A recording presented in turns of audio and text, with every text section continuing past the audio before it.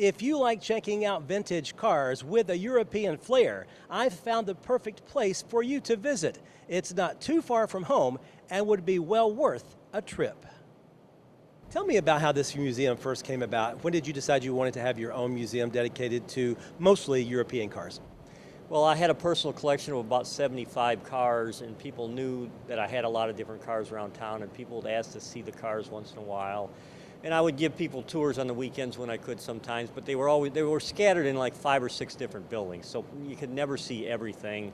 And so I just decided, really at that point, I either needed to stop collecting cars or put them in one entity, and that's why I decided to do the museum.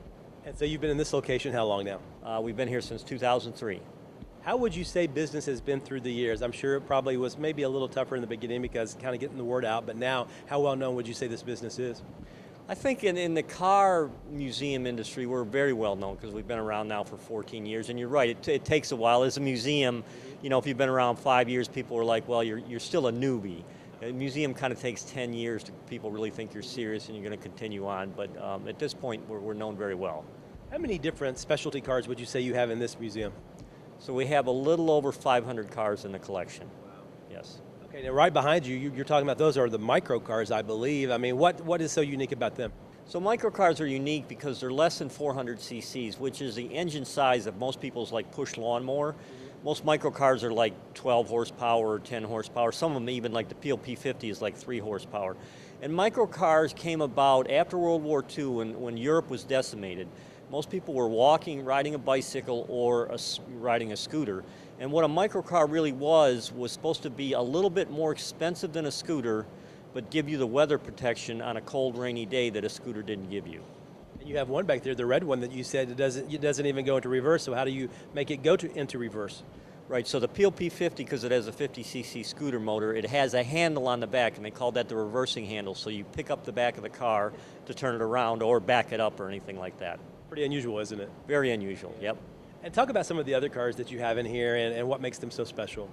Well, so next to the microcar exhibit, we have some of the exhibits are by country, so that we have Germany over there, and then in the back corner we have mostly race cars in that area. Okay. We're doing another exhibit this year called Sun and Fun, which is kind of like the Volkswagen thing, and cars that were kind of you would drive on the beach or you'd see back in the beach back in the 50s and 60s and 70s.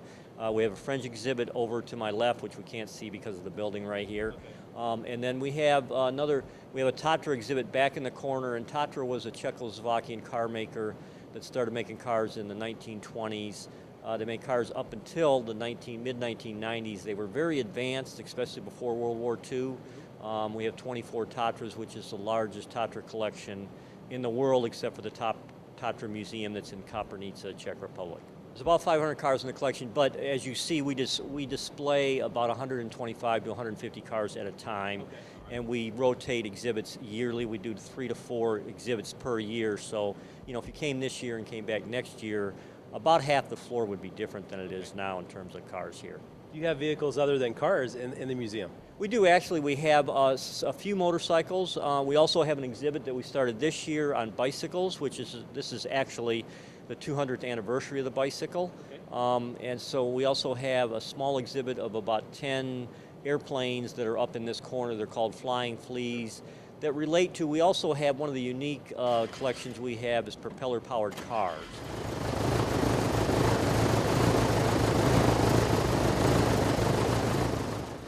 Have probably 7 or 8 propeller-powered cars, and the planes tie in very well with that. Would you say this has been an adventure worth taking, I guess, or a risk worth taking all those years ago? Absolutely, it's been a great fun, yeah. I think what I like most is, I really like the cars a lot. I have a big passion for the cars. I know a lot about the history of them.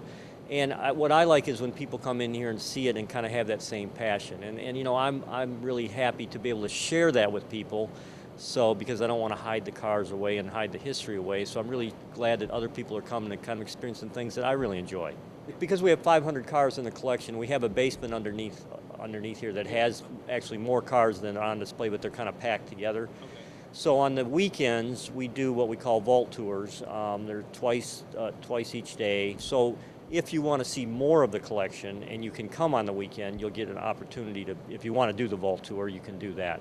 also. If you would like to visit Lane Motor Museum, the address is 702 Murfreesboro Pike in Nashville.